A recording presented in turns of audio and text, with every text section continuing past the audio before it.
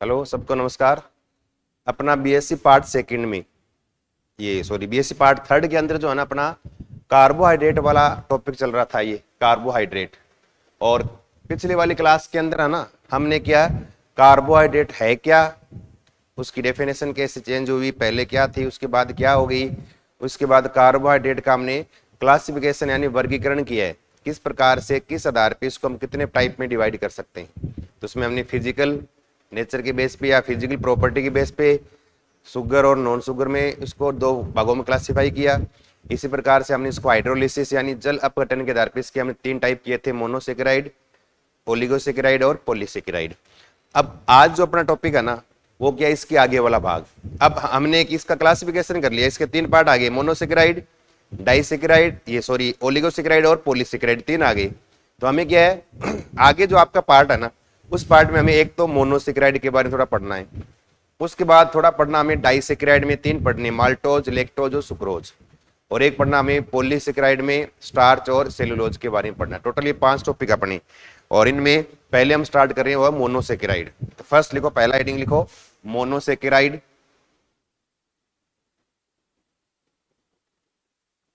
Monosaccharide पहला, monosaccharide.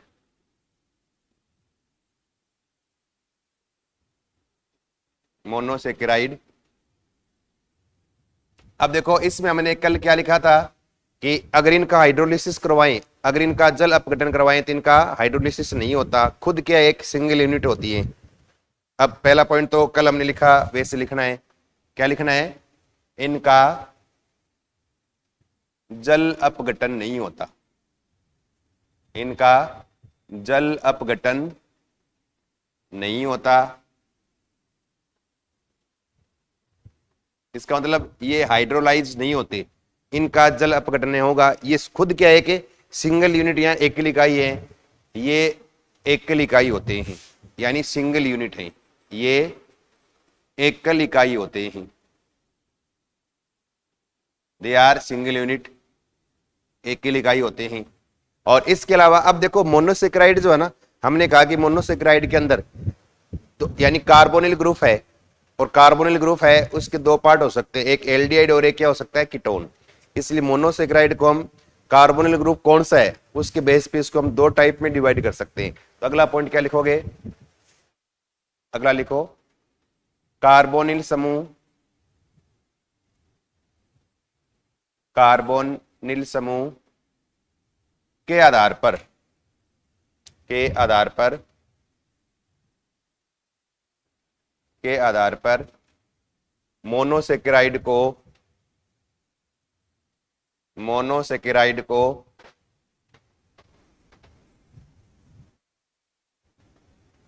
दो भागों में, मोनोसेकेराइड को 2 भागों में, 2 भागों में बांटा जा सकता है। इसको हम 2 पार्ट में डिवाइड कर सकते हैं, 2 भागों में बांटा जा सकता है। अब इसके 2 पार्ट हो सकते हैं, यानी monosaccharides are classified in 2 category on the basis of nature of carbonyl group, यानी कार्बोनिल ग्रुप कौन सा है, ये टाइप ऑफ या नेचर ऑफ कार्बोनिल ग्रुप जिसमें कौन सा है उसके आधार पर इसको हम 2 टाइप में डिवाइड करेंगे। अब 2 टाइप कौन से है देखो इस तरह से, इसी तरह से आप लिख लेंगे मोनोसेकेराइड,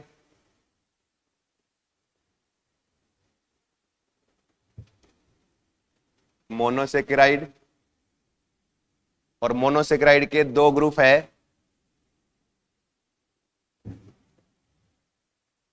अब एक बात ध्यान रखना, कार्बोहाइड्रेट का नोमेनक्लेचर करते हैं, नामकरण करते हैं, तब कार्बोहाइड्रेट को नामकरण के आधार पर इसको 2 टाइप में करते हैं इसका नामकरण। जिस कार्बोहाइड्रेट में कार्बोनिल ग्रुप के रूप में एल्डिहाइड हो तो हमेशा उनके नाम के एंड में है ना, कार्बोहाइड्रेट के नाम के एंड में ओज लगाते हैं, ये बोलते हैं ना ग्लूकोज, फ्रक्टोज, राइबोज, ऐसे ओज लगाते हैं। वैसे अगर एल्डिहाइड ग्रुप हो किसी भी मोनोसेकेराइड में तो उसको सबको कंबाइंड क्या बोलेंगे, एल्डोज, एल्डिहाइड हो तो एल्डोज। ऐसे ही अगर किसी मोनोसेकेराइड में के अंदर कार्बोनिल ग्रुप के रूप में कीटोन है तो उसको बोलेंगे, सबको कंबाइंड क्या बोलेंगे, ओज लगा के कीटोज, क्या बोलेंगे, कीटोज। तो मोनोसेकेराइड के दो टाइप है कार्बोनिल ग्रुप के बेस पे, एक को बोलते एल्डोज, एक तो क्या है एल्डोज, एल्डोज, और एक क्या है कीटोज। यहां कई बार से लिखा हुआ है, कई बार ऐसे जय लिखा होता है, एक ही बात है, कीटोज। दो टाइप है, एल्डोज और कीटोज। अब एल्डोज में क्या लिखोगे कि इन मोनोसेकेराइड में कार्बोनिल ग्रुप के रूप में क्या होगा, एल्डिहाइड ग्रुप होता है। तो इसमें क्या लिखोगे, इन मोनोसेकेराइड में, इन मोनोसेकेराइड में, इन मोनोसेकेराइड में कार्बोनिल समूह के रूप में, कार्बोनिल समूह के रूप में, के रूप में एल्डिहाइड समूह होता है, एल्डिहाइड समूह होता है। तो इनमें कार्बोनिल ग्रुप है, उसमें कौन सा ग्रुप है, इसमें एल्डिहाइड है, तो यानी एल्डोज में एल्डिहाइड ग्रुप प्रेजेंट इसके अंदर। और यहां क्या लिखा हो कीटोज में, इन मोनोसेकेराइड में,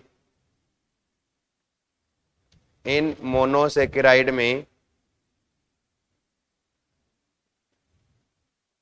कार्बोनिल समूह के रूप में, कार्बोनिल समूह के रूप में, क्या होगा, कीटोन समूह होता है, कीटोन ग्रुप प्रेजेंट। तो मोनोसेकेराइड के दो टाइप हो गए, aldose, aldose means aldehyde group present, ketose, ketose means ketone वाला ग्रुप प्रेजेंट, यानी कीटोन ग्रुप प्रेजेंट है। अब देखो एल्डोज जो है, अब एल्डोज में एल्डिहाइड ग्रुप तो है ही, अब एल्डिहाइड ग्रुप में उसके साथ कितने कार्बन जुड़े हैं, यानी उस मोनोसेकेराइड में कार्बन की संख्या कितनी है, उसके बेस पे इसको हम अलग अलग टाइप में डिवाइड करते हैं। अगर 3 कार्बन हो तो क्या बोलेंगे, ट्राइओज, 4 हो तो टेट्रोज, 5 हो तो पेंटोज, ऐसे। और अगर एल्डिहाइड जुड़ा हो तो Aldo triose, Aldo tetrose, Aldo pentose, Aldo hexose, और एल्डो हेक्सोज में क्या आएगा, ग्लूकोज आ जाएगा इसमें। तो यानी एल्डिहाइड के साथ यहां इस मोनोसेकेराइड में नंबर ऑफ कार्बन, यानी कार्बन की संख्या कितनी है, उसके बेस को आधार मान के इसको हम अलग अलग यहां 4 टाइप में डिवाइड कर सकते हैं। 4 आपको याद रखनी है, इसके 4 टाइप। और 4 में एक तो एल्डो ट्रायोज, एल्डो ट्रायोज, एक इंग्लिश में लिख लो आप, एल्डो लिख के आगे ट्रायोज, एल्डो टेट्रोज, इंग्लिश के शब्द यही है, हिंदी में लिख रहा हूं मैं, एल्डो पेंटोज, लिख लोगे इंग्लिश में तो आप साथ लिखते जाओ, और ऐसे एल्डो हेक्सोज, एल्डो हेक्सोज। अब देखो एल्डो ट्रायोज में 3 कार्बन है एल्डिहाइड के साथ, अब 3 कार्बन बनाओगे ना, यूं बना दोगे आप ऐसे, CHO, फिर CHOH और CH2OH, ऐसे। एल्डो टेट्रोज में इस तरह से CHO, अब CHOH 2 बार आ जाएंगे, अब यहां दो साथ लिख दिए मिला के मैंने, और CH2OH, ये 4 कार्बन हो गए। 5 के लिए इसी तरह से CHO, फिर अगर मैं CHOH कर दूं यहां 3 ये हो गए, एक CHO 4 और एक CH2OH हो गया 5। इसके अंदर देखें तो CHO फिर CHOH कितने कर दें, 4 कर दें, 4 और एक 5 और एक ये CH2OH 6, इसमें 6 कार्बन हो गए। इस तरह से नंबर ऑफ कार्बन, कार्बन के बेस के आधार पे क्या इसको अलग अलग टाइप में डिवाइड करते हैं। यहां तो कितने हैं, 3 कार्बन,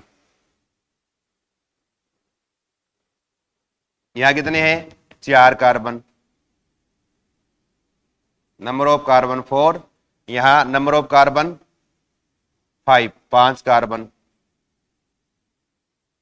और यहां कितने हैं 6 कार्बन।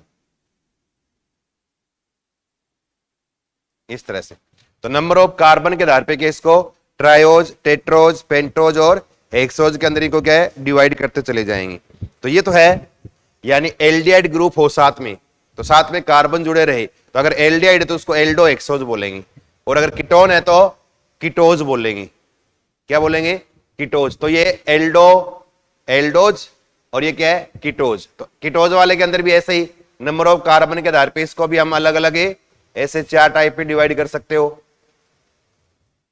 तो कीटोज के भी क्या है 4 टाइप हो सकते हैं, ऐसे 4, और 4 करोगे तो इस तरह से यहां कीटो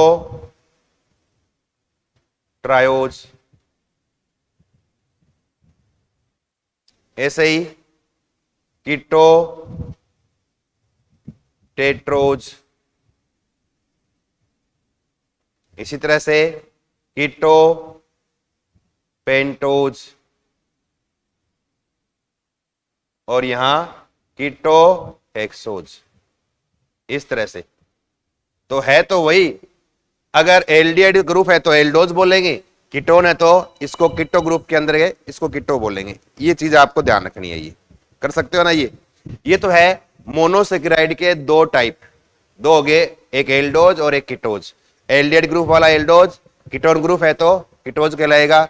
अब नंबर ऑफ कार्बन के आधार पे अगर एल्डिहाइड ग्रुप में 3 कार्बन है तो ट्रायोज, एल्डो ट्रायोज, 4 है तो एल्डो टेट्रोज, 5 है तो एल्डो पेंटोज, 6 है तो एल्डो हेक्सोज। ऐसे अगर कीटोन वाले ग्रुप के अंदर 3 कार्बन है तो कीटो ट्रायोज, 4 है तो कीटो टेट्रोज, 5 है तो कीटो पेंटोज, 6 है तो कीटो हेक्सोज बोलेंगे।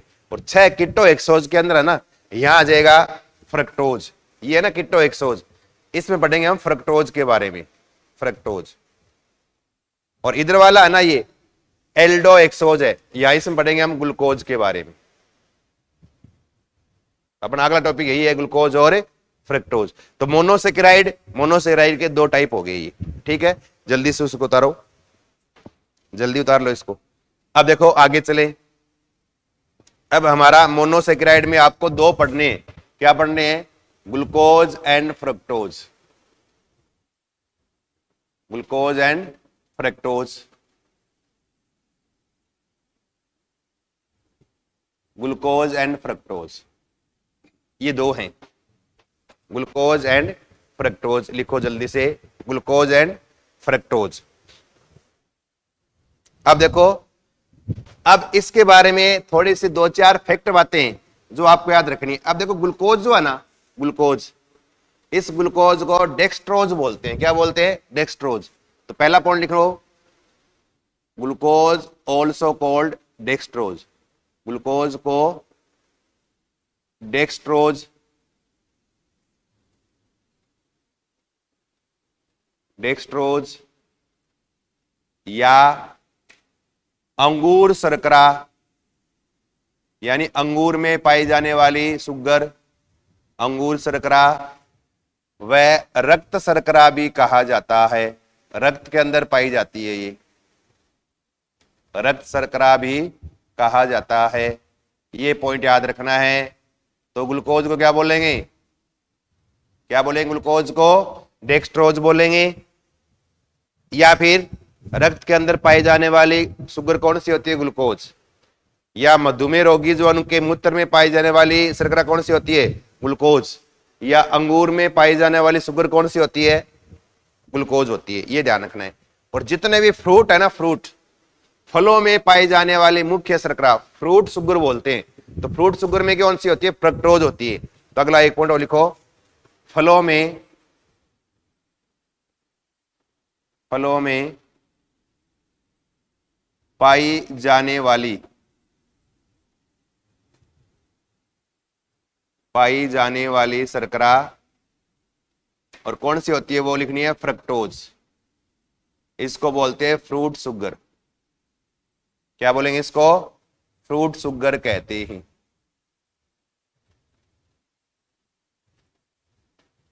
इसको क्या बोलेंगे? इसको फ्रूट शुगर कहते हैं, ये बात आपको याद रखनी है ये, ठीक है ना, फ्रूट शुगर कहते हैं, लिख लिया। अब देखो प्रयोगशाला में, तो पहला पॉइंट तो फैक्ट याद रखना है, ग्लूकोज को क्या बोलते हैं वो, और फ्रक्टोज को हम क्या बोलते हैं, थोड़ा आपको ये चीज आपको याद रखनी है। इसके अलावा लेबोरेटरी में यानी लैब के अंदर ग्लूकोज और फ्रक्टोज अगर बनाना हो, आपको दोनों अलग अलग प्राप्त करने हो, तब क्या करते हैं, सुक्रोज जो है ना, सुक्रोज का करते हैं हाइड्रोलिसिस, यानी जल अपघटन करते हैं एसिडिक मीडियम में, तब एक मॉलिक्यूल बनेगा ग्लूकोज का अणु और एक मॉलिक्यूल बनेगा किसका, सुक्रोज का, यानी सुक्रोज का अणु बनेगा एक। तो अगला पॉइंट क्या लिखेंगे हम कि प्रयोगशाला में, प्रयोगशाला में, प्रयोगशाला में ग्लूकोज व सुक्रोज का निर्माण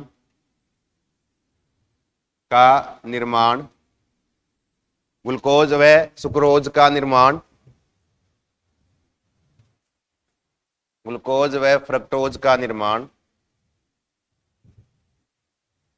फ्रक्टोज का निर्माण सुक्रोज की सहायता से किया जाता है, सुक्रोज की सहायता से किया जाता है।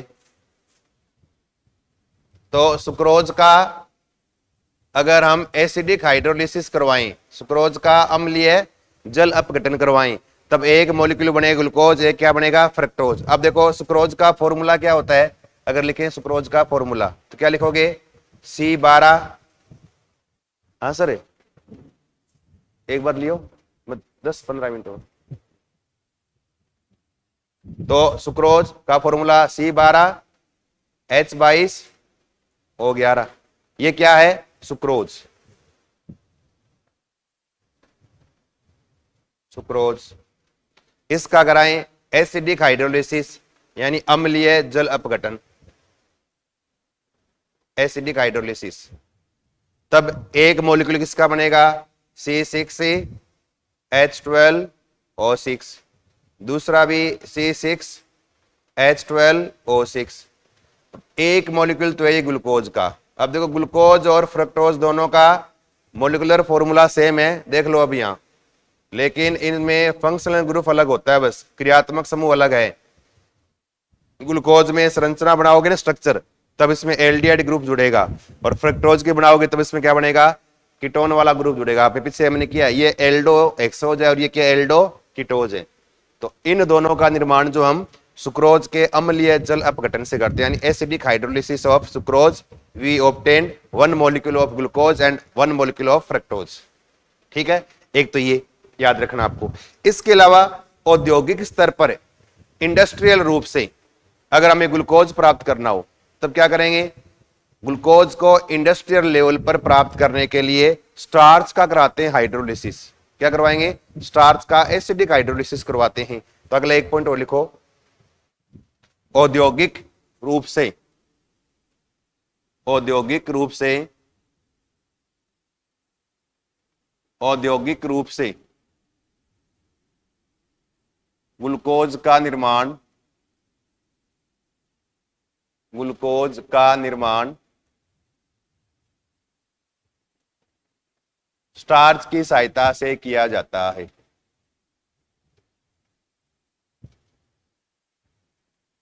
स्टार्च की सहायता से किया जाता है,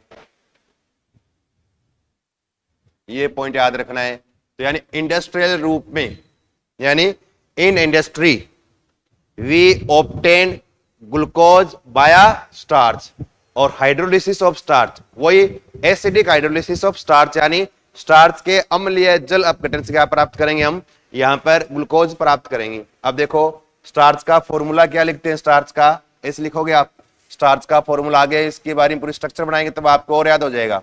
इसका फॉर्मूला ये होता है C6H10O5, N संख्या में जुड़े हुए हैं ये इस तरह से, ये है स्टार्च, ये स्टार्च है। इसका हाइड्रोलिसिस करवाएं, N संख्या में वाटर मॉलिक्यूल, एसिडिक मीडियम में, अब जोड़ दो C6H12O6 हो जाएंगे n संख्या में। क्या बनेंगे n संख्या में? C6H12O6 क्या बन गया? ये ग्लूकोज। इसका मतलब स्टार्च क्या है? ग्लूकोज का आइसोपॉलीमर है। किसका? ग्लूकोज का है स्टार्च। तो स्टार्च में सभी इकाइयां ग्लूकोज की जुड़ी होती है, तो सभी n संख्या में ग्लूकोज की इकाइयां जुड़ करके स्टार्च का निर्माण करती है। तो ग्लूकोज को हम स्टार्च की सहायता से भी प्राप्त कर सकते हैं, ये पॉइंट याद रखना है। तो स्टार्च के एसिडिक हाइड्रोलिसिस से भी क्या है? ग्लूकोज प्राप्त होता है। जल्दी लिख लो, ये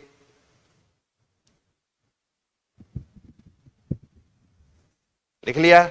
और दोनों जो है ना, ग्लूकोज और फ्रक्टोज, दोनों क्या है?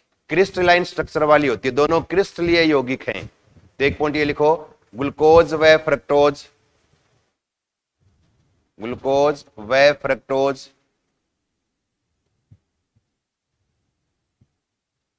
क्रिस्टलीय संरचना वाले होते हैं। क्रिस्टलाइन स्ट्रक्चर, क्रिस्टलीय संरचना वाले होते हैं, क्रिस्टलीय संरचना वाले होते हैं। अब अगर हम इन दोनों की स्ट्रक्चर लिखें ना, इनका सामान्य जनरल फॉर्मूला लिखें, ग्लूकोज और फ्रक्टोज का अगर इनका जनरल फॉर्मूला लिखें तो हम यूं लिखते हैं। आगे इसका हम बाद में इसकी स्ट्रक्चर बनाएंगे। अब देखो इस तरह से ग्लूकोज में CHO, एक बार ना HOH की पोजीशन बाद में बताएंगे आपको लगाने का तरीका, इनका हम ओरिएंटेशन बाद में निर्धारित करेंगे, अभी विन्यास का निर्धारण करेंगे बाद में। इस तरह से अब 6 कार्बन है ना, तो एक्सोज और एल्डिहाइड ग्रुप है तो एल्डो, तो एल्डो एक्सोज है। और है क्या? ये ग्लूकोज, ये ग्लूकोज है। इसमें कौन सा ग्रुप है? एल्डिहाइड वाला ग्रुप। और ऐसे कीटोन के अंदर बनाओगे ना यूं, तो कीटोन में फ्रक्टोज वाला पार्ट, तो इस तरह से यूं, बाकी सब कुछ सेम है। सेकंड कार्बन पे C डबल बॉन्ड O हो जाएगा, बाकी आप CHOH लिखते जाओ इस तरह से, CHOH, CHOH और लास्ट में CH2OH। ये है फ्रक्टोज।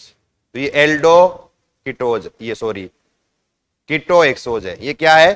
कीटो एक्सोज है। अब देखो दोनों में ग्रुप देखे ना, यहां देखो एल्डिहाइड में तो ये ग्लूकोज में तो एल्डिहाइड ग्रुप है, और फ्रक्टोज में क्या है? कीटोन वाला ग्रुप है ये। और हमेशा कीटोनिक ग्रुप जो होता है ना, वो कार्बन के, 2 कार्बन के बीच आता है।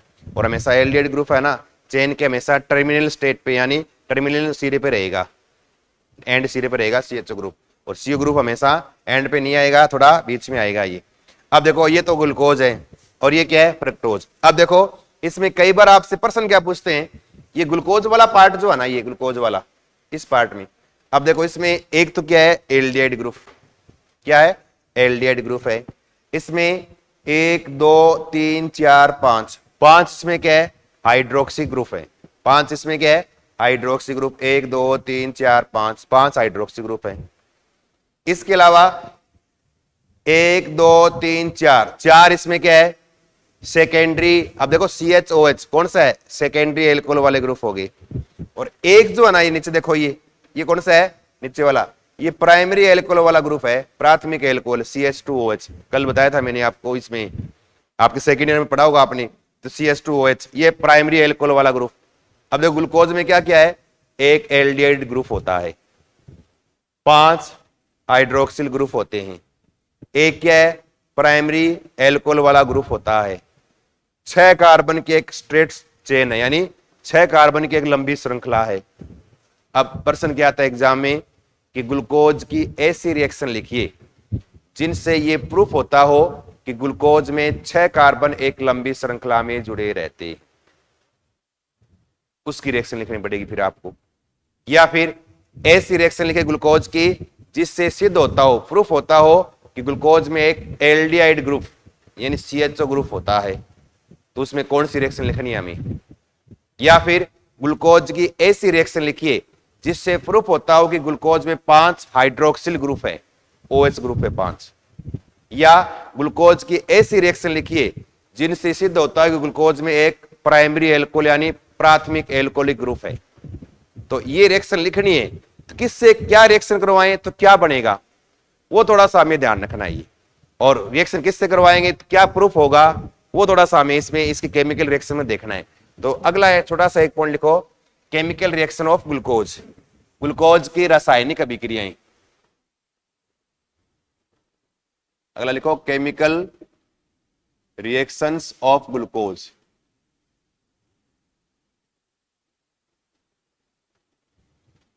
ग्लूकोज की रासायनिक अभिक्रियाएं। और केमिकल रिएक्शन में देखो, फर्स्ट नंबर 1, पहला। अब पहले में क्या है, अगर ग्लूकोज है, इस ग्लूकोज की रिएक्शन करवाएं HCN हाइड्रोजन साइनाइड के साथ, और HCN किसी के साथ जुड़ेगा ना तो क्या बनाता है, हमेशा साइनोहाइड्रीन बनाता है। तो अगर यहां साइनोहाइड्रीन बन जाएगा, इसका मतलब HCN CHO वाले ग्रुप से रिएक्शन कर रहा है, तो इससे सिद्ध होगा कि ग्लूकोज में क्या एक एल्डिहाइड ग्रुप होता है। पहला क्या लिखेंगे, इस तरह से CHO। अब मैं देखो, मैं इसको मिला के लिख रहा हूं, बार बार इतने सारे लिखे नहीं जाएंगे, 4 एक साथ लिख दिए मैंने। फिर CH2OH। अगर इसकी रिएक्शन करवाएं किससे, HCN के साथ, HCN के साथ करवाते ही इस तरह। अब देखो, इसको मैं यूं लिख दूं, ये चलो ऐसे पढ़े रहने दो, CHO ग्रुप है, इसको यूं लिख दूं मैं, एक ही बात है, एक ही तो बात है। अब ये बॉन्ड टूटे ना, या न्यूक्लियोफिलिक एडिशन रिएक्शन होती है, टूटे तो H O पे लग जाएगा, CN लग जाएगा इस कार्बन के ऊपर, तो यूं लिख दो इसको मैं, C इस पे लग गया एक CN, फिर यहां CH है, एक और क्या हो गया OH, फिर आगे CHOH, कितने हैं 4 है, और लास्ट में क्या है CH2OH। तो CHO तो हो गया CHOH में, ऊपर लग गया एक इसमें CN, ये बन गया साइनोहाइड्रीन। क्या बन गया, ये साइनोहाइड्रीन का निर्माण हो गया, साइनोहाइड्रीन। तो ग्लूकोज जो है ना, वो HCN के साथ रिएक्शन करके साइनोहाइड्रीन का निर्माण करता है। इससे सिद्ध होता है कि ग्लूकोज में एक एल्डिहाइड ग्रुप है। तो आप क्या लिख लोगे इसी तरह से कि ग्लूकोज HCN के साथ साइनोहाइड्रीन बनाता है, HCN के साथ साइनोहाइड्रीन बनाता है,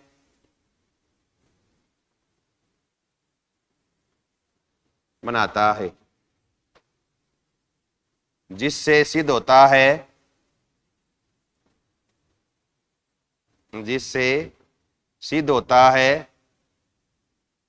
कि ग्लूकोज में एक एल्डिहाइड समूह उपस्थित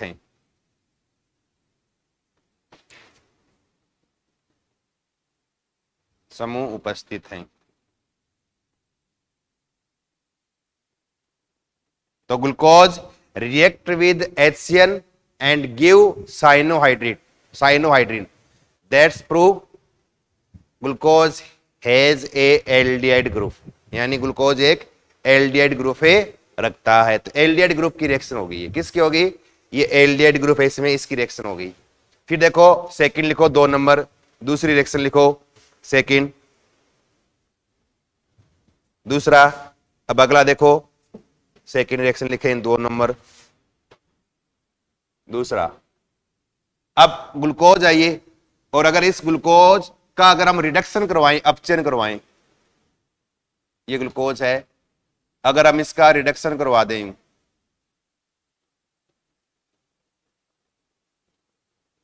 इस तरह से ग्लूकोज CH2OH, ये ग्लूकोज, इसका रिडक्शन करवाएं अपचयन, किससे, पहले तो ले अगर प्लेटिनम और H2 के साथ करवाएं, तब तो इसके CHO ग्रुप है ना, CHO, इसका हो जाएगा रिडक्शन, और ये चेंज हो जाएगा प्राइमरी एल्कोहलिक ग्रुप में, तो CH2OH।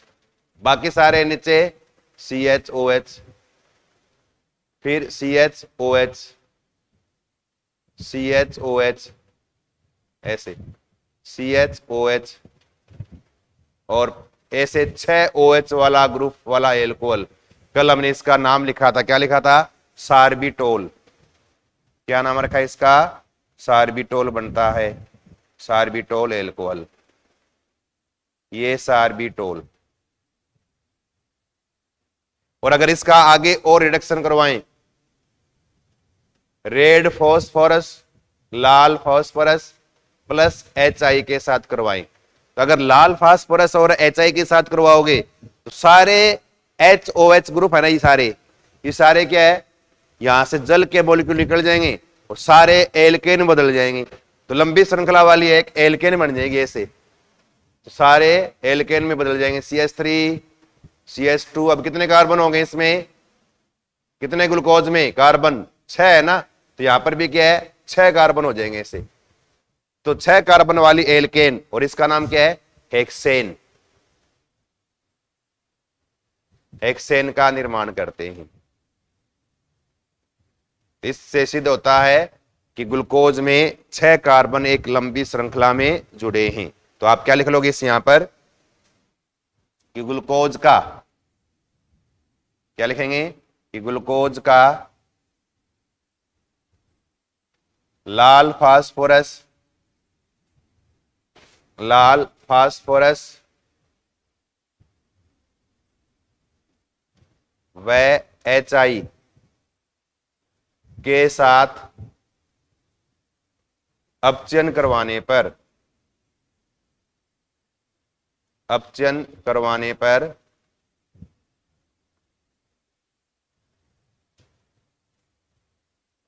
N-हेक्सेन का निर्माण होता है। ये क्या है?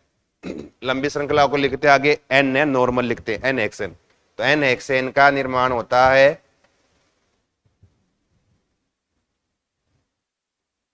N-हेक्सेन का निर्माण होता है, जिससे सिद्ध होता है, जिससे सिद्ध होता है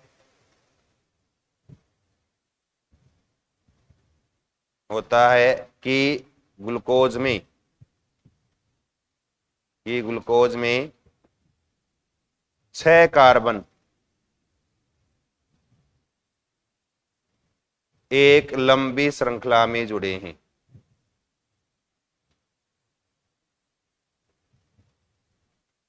लंबी श्रृंखला में जुड़े हैं, तो क्या लिखेंगे? Glucose react with red phosphorus and HI and give N-hexane. That's proof glucose has 6 carbon straight chain, यानी ग्लूकोज जो है वो 6 कार्बन वाली एक लंबी श्रृंखला का निर्माण करता है या रखता है। कर सकते हो यूं, तो एक तो ये, उसके बाद उतार लो जल्दी से एक बार। इसके बाद देखो तीसरी रिएक्शन लिखे हम, थर्ड, 3 नंबर, और 3 नंबर में ये ग्लूकोज है CHO, फिर CHOH कितने हैं? 4, फिर लिख दें CH2OH। अगर इसका करवाएं, ऑक्सीडेशन करवाएं और ब्रोमीन जल के साथ, ब्रोमीन वाटर के साथ, तब CHO ग्रुप का होगा ऑक्सीडेशन, और CHO का होगा तो COOH बनेगा इसे, और CHOH के 4, लास्ट में CH2OH बच गया। फिर अगर इसका और आगे फर्दर ऑक्सीडेशन करवाएं और वहां नाइट्रिक एसिड काम में लें, ये क्या है? स्ट्रॉन्ग ऑक्सीकारक, यानी ये स्ट्रॉन्ग ऑक्सीडाइजिंग एजेंट है, ये ऑक्सीकारक है, करवाएंगे तो ये प्राइमरी ग्रुप जो है ना CH2OH, इसका भी कर देगा ऑक्सीडेशन, तो यहां ऐसे बन जाएगा यूं, दोनों तरफ क्या है? COOH लग जाएंगे ऐसे, तो ये 4, इधर भी क्या हो गया? COOH। अब ये जो बना है ना, ब्रोमीन वाटर के साथ केवल एल्डिहाइड ग्रुप का ऑक्सीडेशन हुआ है, इसको बोलते हैं ग्लूकोनिक एसिड, ग्लूकोज से बनने वाला एसिड, ये ग्लूकोनिक एसिड है, ग्लूकोनिक एसिड या ग्लूकोनिक अम्ल, ये है ग्लूकोनिक अम्ल। और आगे जो दोनों ग्रुप का हो गया ऑक्सीडेशन, एल्डिहाइड का और प्राइमरी एल्कोहल दोनों का हो गया, इसको बोलते हैं सेकेरिक अम्ल।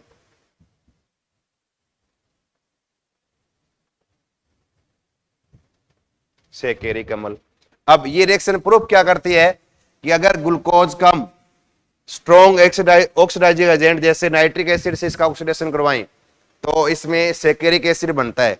इट्स मीन्स इसके अंदर एक प्राइमरी एल्कोहलिक ग्रुप प्रेजेंट है। तो हम क्या लिखेंगे इस तरह से कि ग्लूकोज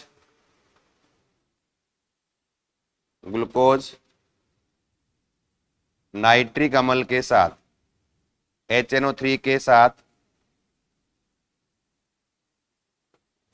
ऑक्सीकृत होकर सेकेरिक अम्ल का निर्माण करता है। अम्ल का निर्माण करता है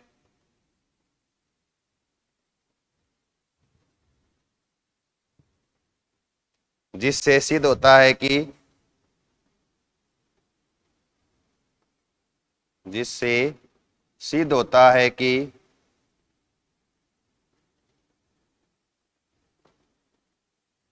ग्लूकोज में एक प्राथमिक alcoholic group, primary alcoholic group, प्राथमिक एल्कोहलिक समूह उपस्थित है।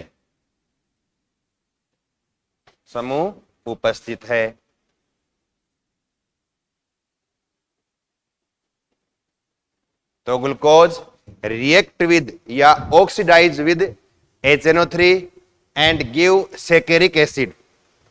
That's proof glucose has a primary alcoholic group. यानी ग्लूकोज के पास एक क्या है, प्राइमरी एल्कोहलिक समूह या ग्रुप है। जल्दी लिख लो ये।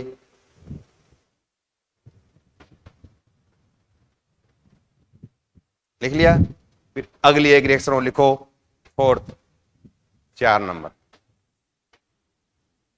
अब देखो हमने यूं लिखा है कि ग्लूकोज इस तरह से CHO फिर CHOH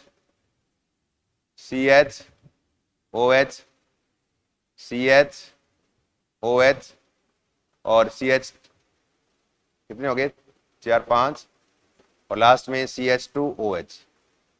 अब अगर इस ग्लूकोज की रिएक्शन करवाएं किसके साथ, एसिटिल क्लोराइड के साथ, एसिटाइल क्लोराइड के साथ रिएक्शन करवाएं। अब फॉर्मूला क्या है, CH3COCl, उसके साथ रिएक्शन करवाएं। अब इसके साथ में अब OH 1 2 3 4 5 है, तो 5 एसिटिल क्लोराइड के मॉलिक्यूल जुड़ेंगे यहां। तो ऐसे जोड़ दूं मैं, देखो इस तरह से Cl CO CH3 यानी CH3COCl एक, दूसरा Cl CO CH3, फिर तीसरा Cl CO CH3, फिर चौथा Cl CO CH3, फिर पांचवा Cl CO CH3। तो एसिटिल क्लोराइड ये क्या है, acetyl chloride, acetyl chloride Hindi में क्या लिखेंगे, एसिटिल क्लोराइड है ये। इसके साथ एसिटिल क्लोराइड के 5 मॉलिक्यूल जुड़ेंगे। अब यहां से क्या निकाल दें हम, HCl निकाल दें सब में, इस तरह से सब में HCl निकाल दें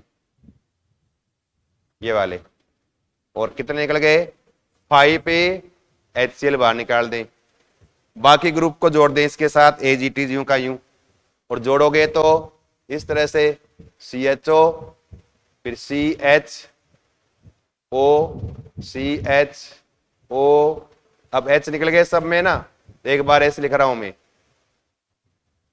और लास्ट में CH2O। अब आगे वाला ग्रुप जुड़ जाएगा इसमें, C डबल बॉन्ड OCH3, इस तरह से। बाकी Cl निकल गया इस तरह से।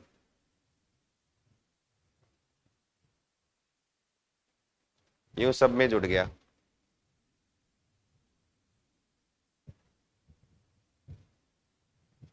ये बन गया और इसको बोलते हैं ग्लूकोज पेंटा एसीटेट। क्या बोलते हैं इसको? बोलेंगे glucose penta acetate, glucose penta acetate, glucose penta acetate.